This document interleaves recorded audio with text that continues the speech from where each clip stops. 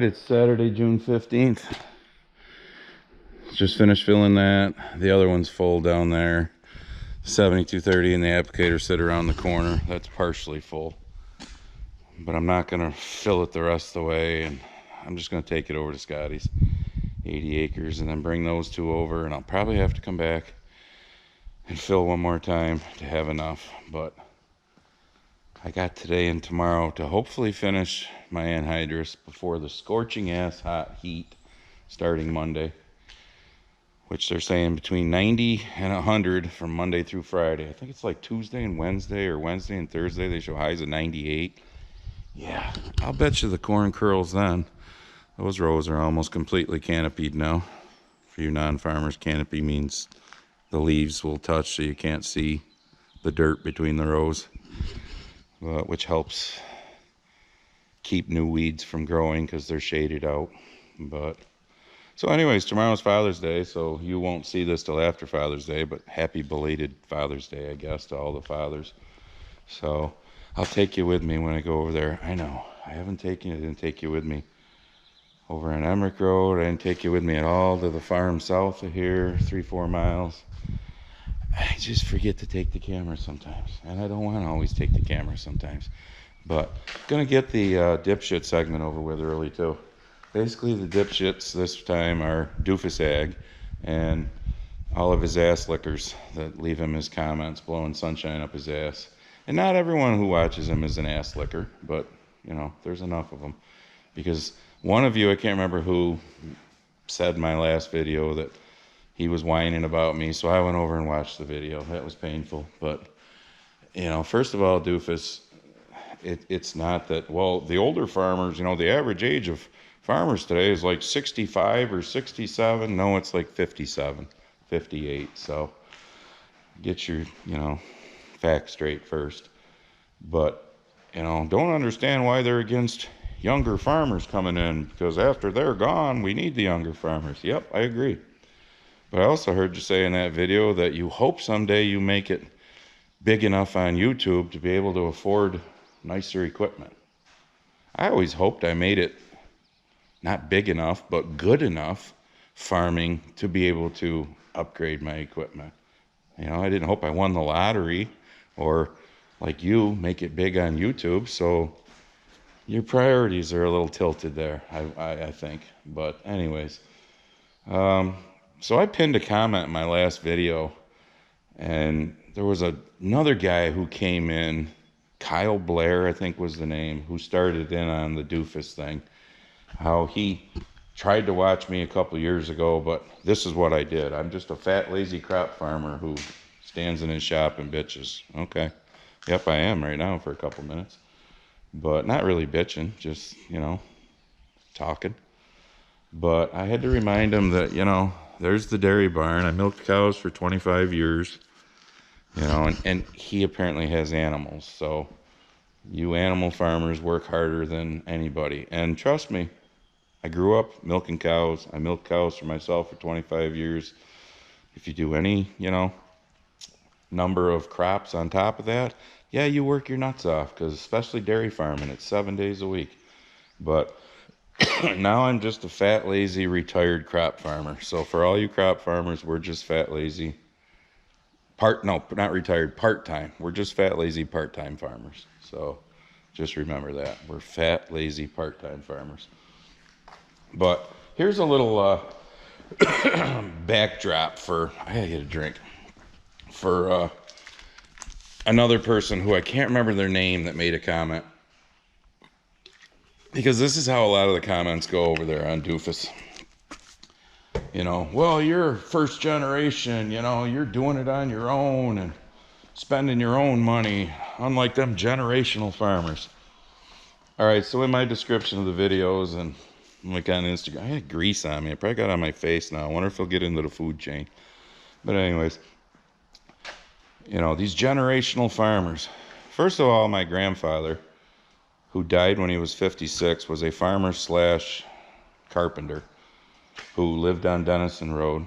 Obviously the first settler, which is why it was called Dennison Road, because that's how they named roads around here, who had a small place You know, this is the early 1900s, so we're talking horses and shit like that. My father bought this farm, 3 different parcels. That side of the road was one. This side was my great uncle who lived up the road, my dad's uncle, when he retired, my grandfather's brother. I never knew my grandfather. He died at least 9 years before I was born. But anyways, I think Dad started buying this in 1953, so technically I'm kind of a second generation farmer. But when I was 26 or 27, I don't remember exactly, I'm sure as hell not going to go dig up paperwork, I bought my father's half of the part. We were in a partnership, and I bought my father's half of the partnership out. So I borrowed hundreds of thousands of dollars. I'm telling you shit that I don't normally do, to buy him out, which has since been paid off.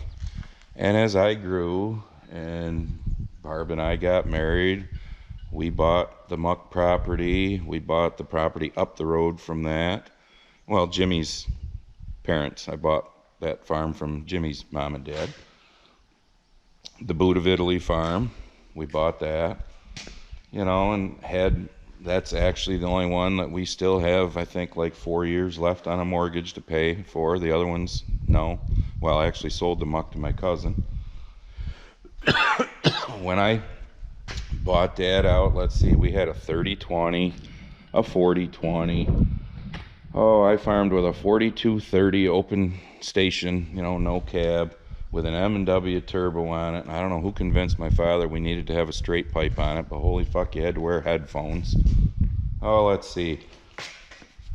42-40, had a 44-30, had a 44-40 front wheel assist. Okay, for you non-farmers, that's not like these tractors today that are mechanical front wheel drive.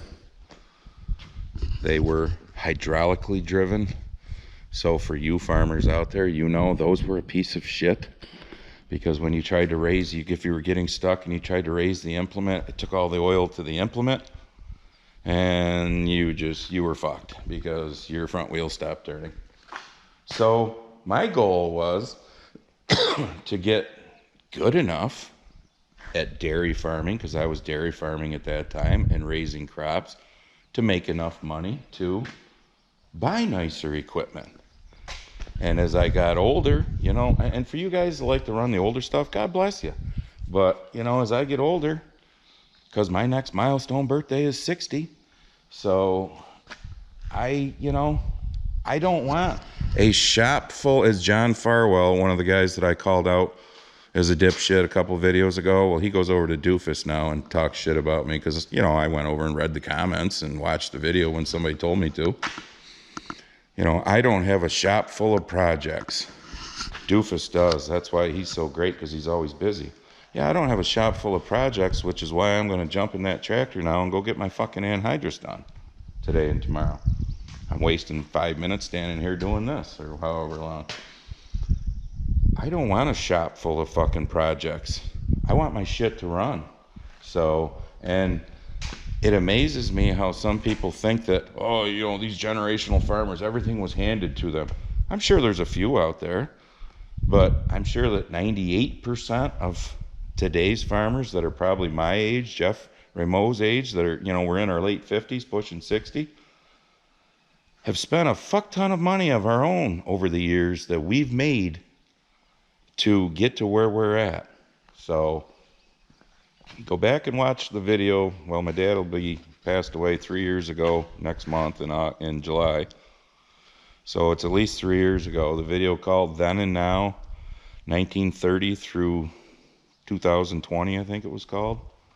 And watch the 30-minute interview I did with my father about how amazed he was farming today versus when he started out. I mean, as a kid, he didn't have electricity till he was 7, 8 years old. The cost of things, how we produce things versus him. I mean, y'all make it sound like, you know, the generational farmers, everything was just handed to us. My mother's going to be 92 years old. She's still living over there. And, you know, none of you know how the whole situation here works, but her and my father enjoyed their retirement pretty well because of the fact that I was here. So, and Barb was here. So I'm just going to leave it at that. I don't give a fuck what Doofus does. I'm just going to ask you all one question, okay? Like that corn right there looks pretty good. I bet you it looks kind of shitty in about 4 or 5 days. It'll be all curled up because of the heat, but that's just a mechanism that the corn does for you non-farmers to protect itself. But do you think 9 out of 10 years that corn that got planted early in decent conditions will out yield corn? Let's say corn planted May 10th versus corn planted June 10th. If you lose 10 bushel to the acre, and corn's $4 a bushel, we'll use a simple rounded number, and you lose 10 bushel to the acre because you were a month behind planting, on 100 acres, that's 1,000 bushels. That's pretty much a tractor trailer load. That's 1,000 bushels. At $4 a bushel, that's $4,000. Okay? If you lose 20 bushel to the acre, start doing the math. Is it worth running all over the countryside trying to do other shit? How much money are you going to make on that custom work? That's been my bitch all along, because the people who are non-farmers think that's the way it works. Maybe that's the way it works for some, but I'm just telling you. I'm getting my own shit done first. Barb and I loaded a load of beans yesterday, which kind of sucked. I had to come home. I was on that farm 3-4 miles south of here. Need another drink. And there goes one of them tricycle motorcycles there. What are they? Them Can-Ams with the 2 wheels in the front. They're kind of cool looking. I had to come back in the middle of doing anhydrous so that we could load a load of beans. The guy figured he took around 1,000 bushel. It was $11.20 a bushel, something like that. I can't remember. But going back to like the 82-acre custom job I did last fall, so I charged $45 an acre. I made $3,690. Subtract my fuel, subtract my time, subtract my wear and tear, shit like that. I probably didn't make $3,000. I made over $11,000 selling 1 load of corn or 1 load of beans. So, and the beans yielded pretty good last year. If I fucked around and the beans didn't yield that good last year, I don't know. I'm done with it though. So, you ass lickers that have come over here to scold me because I've said bad things about your hero, you can go back over there and keep licking because you don't need to be here. All right, we'll take you to the field. I do know one thing I want to show you. These are those new knives I tried this year. Now the center ones, you can tell, wear a little more because they're in the tire tracks of not just this, but the planter, the sprayer, you know. So these aren't quite as wore. I like the way it comes out because it shits out both sides. It seems to seal better. All right, sorry for that massive close-up. But those knives right there have got 100 acres on them. And they still got some life left to them. Not a lot, but I'm gonna get my life out of them. Letting this warm up for a minute. So, I tried these knives this year. Oh, bad smoking. I don't know what the name of them are. I got them through my John Deere dealer, O'Hara's. All they say is wear parts with a part number. But that's what it looks like. Now I'm gonna take a minute and grab the ones that I used to use. Look at this, I'm taking up my time to make content for you guys. Yeah, whatever. Just trying to help out other people that might do anhydrous. So I'm gonna put this down on the back of the tailgate of the Gator. Here's the knives that I normally used. Now you look at that and you're thinking, wow, look how much beefier that son of a bitch is. Yep. Only problem is 75, 80 acres, these were taking a shit compared to these. And the anhydrous blows straight down versus this has hole on each side. And here's my problem with them old ones.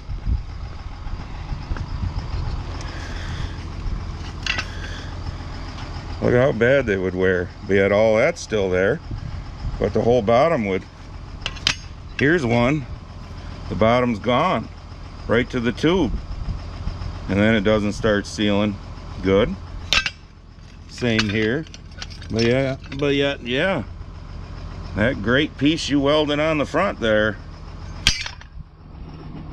makes it look beefy and great, but it ain't.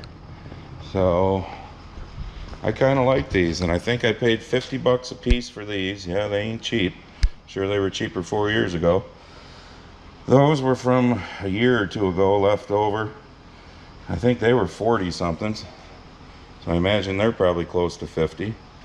But I think I found myself a new knife that I'm gonna, and I'll have to ask the dealer what the name of it. I mean, it just says wear parts. Maybe that is the name. I don't know. So this was the farm. I was concerned how well this would work because we didn't chisel plow this farm.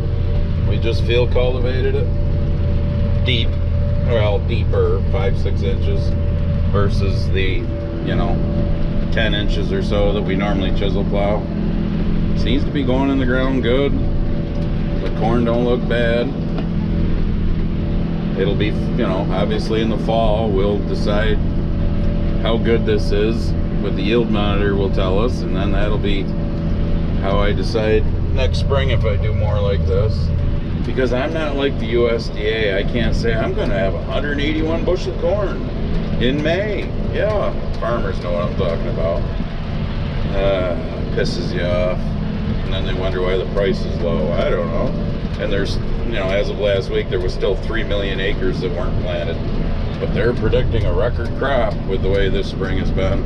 Imagine that. Oh, and for my new friend Kyle Blair, who says he's not going to watch anymore, we know he will. Who said he tried to watch 2 years ago, but I was just a lazy crop farmer.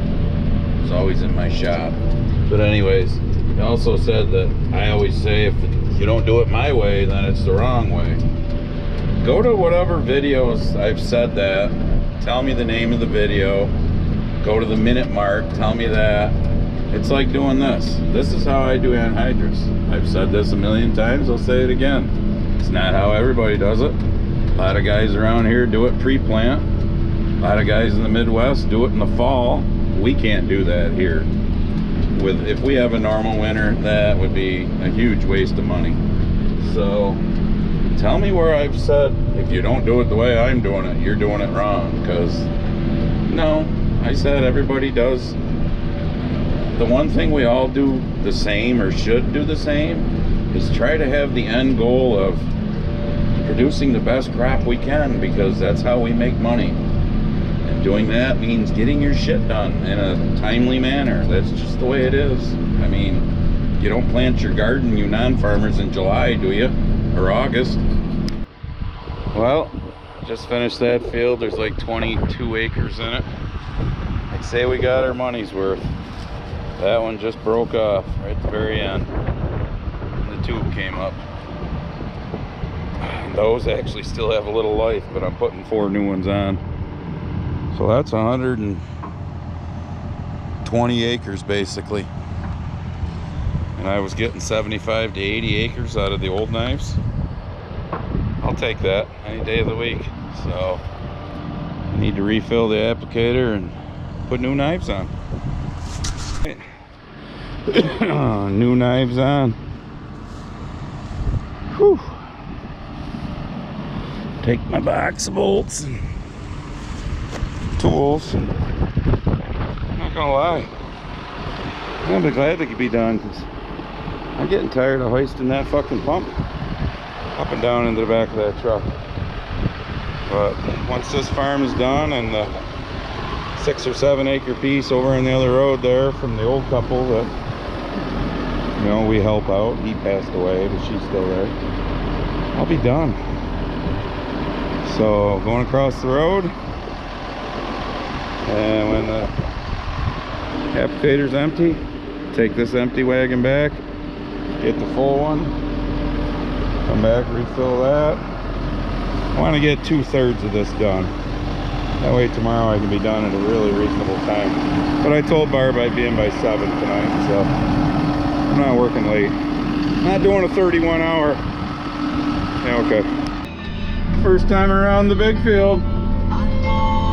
Captain, so climb aboard. We'll search for tomorrow on every shore, and I'll try, oh Lord, I'll try to carry. I can't get that high.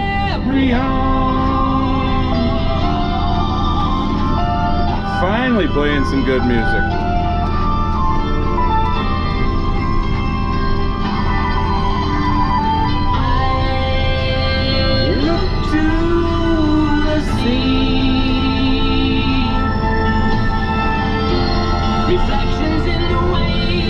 Yeah, fuck you, ScrewTube.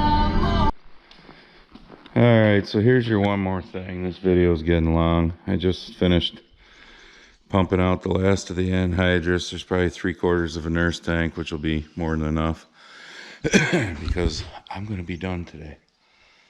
It's Sunday, Father's Day, like I said earlier in the video, so happy belated Father's Day, because you probably won't see this till Tuesday. I don't know. Whenever Barb puts it out. But so I just thought of something while I'm standing here filling this morning. You know, the subsidy people. They're probably the same ones that bitch about subsidies to farmers that hate America. We'll go somewhere else then. They're probably the same ones that are all for the subsidies for the liberal agenda, you know. Wind and solar and electric cars and all that. So when you bought your electric car and got a $15,000-$20,000 discount or whatever, that's a subsidy that company was getting, that the taxpayers pay for, that you always bitch about. You know, these big companies, of course these people probably have, you know, solar panels in their yards that they got subsidies for. These big companies like here in New York, Micron's coming in to save New York, gonna generate tens of thousands of jobs.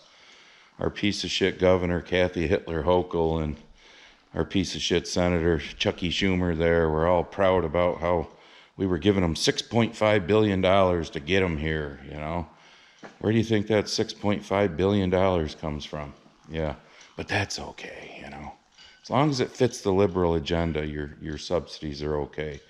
Because those people that do the bitching, they pretty much think, you know, the groceries they eat just come from the grocery store.